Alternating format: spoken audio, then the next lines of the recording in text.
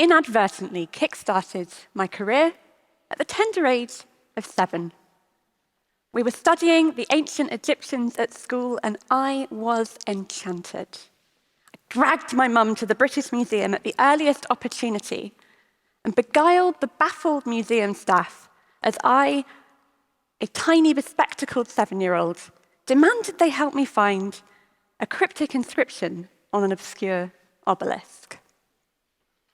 But in amongst the pantheon of gods, the pyramids, and the puzzles of the Sphinx, I was particularly captivated by how the ancient Egyptians handled death. And boy, did they handle it.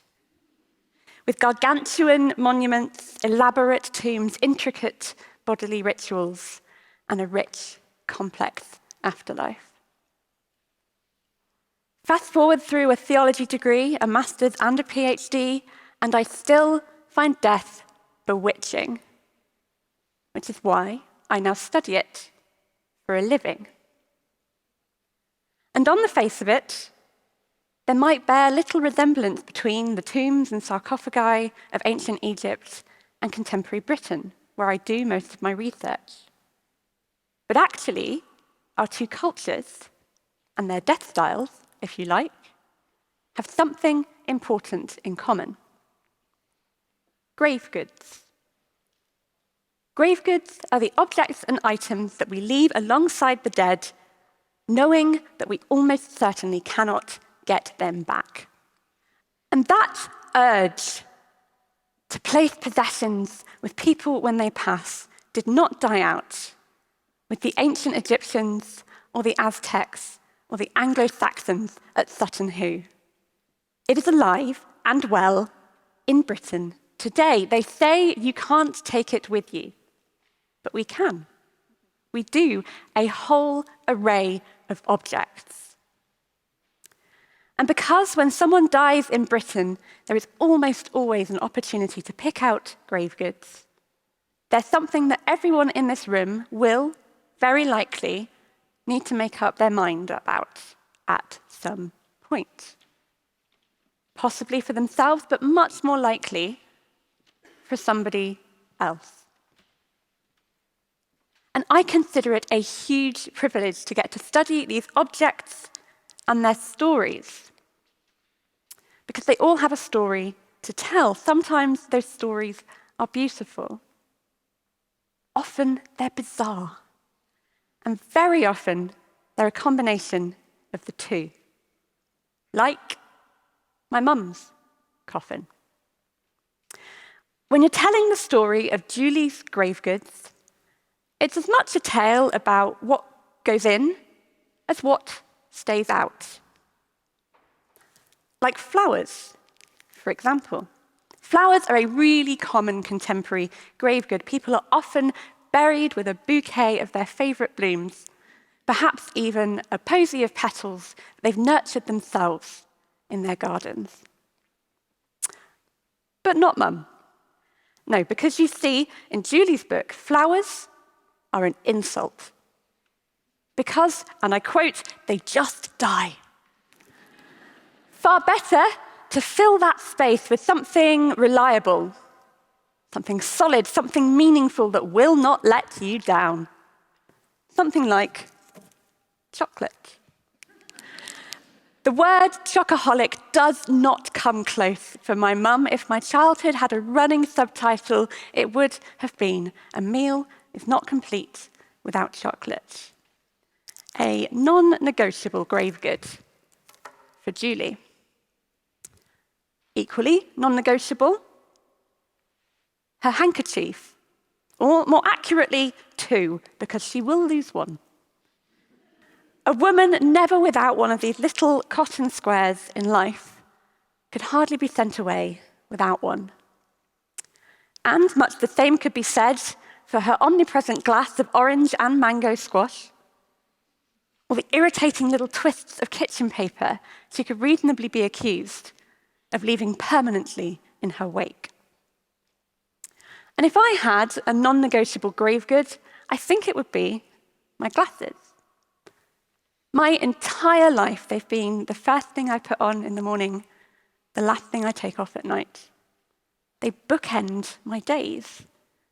And I'd like it if they bookended my life.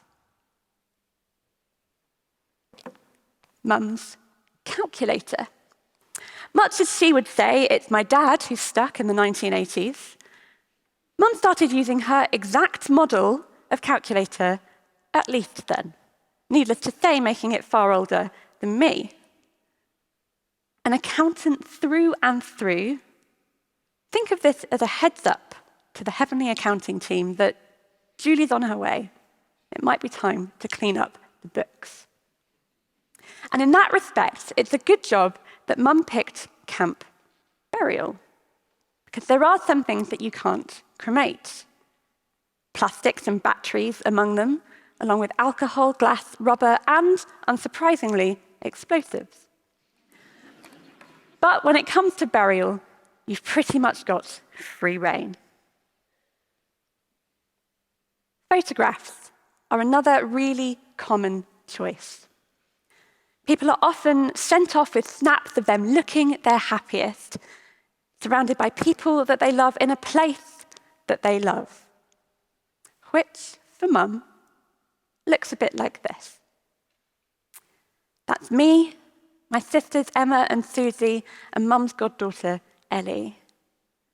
We're standing on the beach at Tynemouth in the northeast of England, probably Mum's favourite place in the world. And because we're standing on a beach in the northeast of England, it is freezing cold and we are windswept, but there we all are together, wrapped up, all four of Mum's babies together, with Mum in the middle, like a little mother goose. And because they contain our photographs, our contacts, our networks, perhaps it should come as no surprise that many people say they'd like to be buried with their mobile phones. And I'm going to leave this up to you as to whether you think that's so that we can keep the WhatsApp conversations going, or because these things contain secrets many of us literally would rather take to our graves. And then clothing and jewelry, the most common contemporary grave goods. Julie wouldn't want to be seen dead without her earrings in, and throw in a matching necklace. And woe betide you mix silver and gold, because that really would be a crime, almost as bad as mixing black and navy. But no risk of that with a warm, familiar dressing gown in a rich shade of crimson, Mum's favourite colour. And I think I'm the same. I'd like to be buried wearing something cosy. Life is too short for uncomfortable clothes, and I rather think the afterlife might be too long for them. And then, in terms of jewelry, I'd like to be buried with my wedding ring, but not my engagement ring. By the time it's my turn, I hope that my wedding ring will be a well-worn symbol of a life well-lived and well-loved. But my engagement ring can outlive me and go on to play a little role in someone else's love story long after I'm gone. And Mum's engagement ring also belongs in the land of the living. Hers contains 9 tiny diamonds, 3 each, for me and my sisters, to keep a little piece of Julie kicking around. So there you have it, the contents of Mum's coffin, but with it, I hope, something of her story, something of her identity, her loves, her hates, her work, her family, her foibles, her passions. Because that's what grave goods do. They condense and reflect our identity. They condense and reflect our identity as individuals and as people connected to each other. And that is so important, because death is an identity crisis. Our identities are deeply entangled. we touch other people's lives, and other people's lives touch ours. We are, in a very real sense, each other. And that means that when someone who matters to us dies, a part of us dies with them. And grave goods help us weather that identity crisis in 3 ways. First, they soften the blow. They let us cling on just a little longer to that individual. We feel lonely, and we don't want them to feel lonely. So we show them that we're thinking of them, caring for them, treasuring them through these objects. And much as rationally I might suspect that there is precious little point in adorning a coffin with cozy clothes and Cadbury's, sometimes our hearts take a while to catch up with our heads. Death is hard, and grave goods are comforting. Second, grave goods help us accept death. Even as we are clinging on, we are letting go. We're marking a change that has taken place. There is no getting back that exact calculator, that precise pair of earrings, or that individual. But by parting with the objects, we just start to part with the person. And then thirdly, and probably most importantly, grave goods help us defy death. I've said that if we are each other, then when someone who matters to us dies, a part of us dies with them. But the reverse is also true. A part of them lives on in us. My sister is the only 29-year-old I know who uses a handkerchief. I will go to great lengths to avoid mixing black and navy. And while the weird phobia of flowers passed all of us by, all 3 of Mum's children inherited that taste for chocolate, along with Julie's utter determination that being a small woman does not mean having a small voice. Think of grave goods as a material middle finger up to the universe. A shout that says, I see your death, and I raise you. Because look at this person. Look how much they matter, and watch as they live on in me and in others. I see your death, and I say, it cannot destroy them.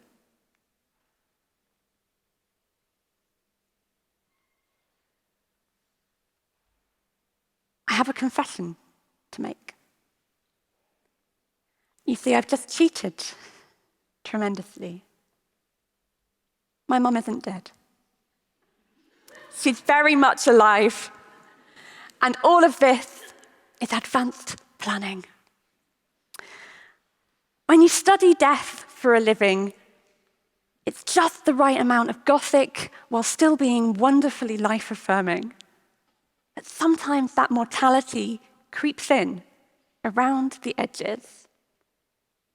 And I found that the best way to respond is with readiness. That's why I've thought about my mum's grave goods. It's why I've thought about mine. And it's why today I am challenging you to do the same. Talk to the people you love about death. Talk to them about their funerals. Talk to them about the grave goods that they would like. Have those conversations over tea or wine or orange and mango squash. Whatever makes you feel safe and comfortable. Just try not to leave it too late. Take it from someone who studies death for a living. Talking and thinking about death will not bring it about. But it stands to make all of us that bit better prepared when the time comes. Thank you.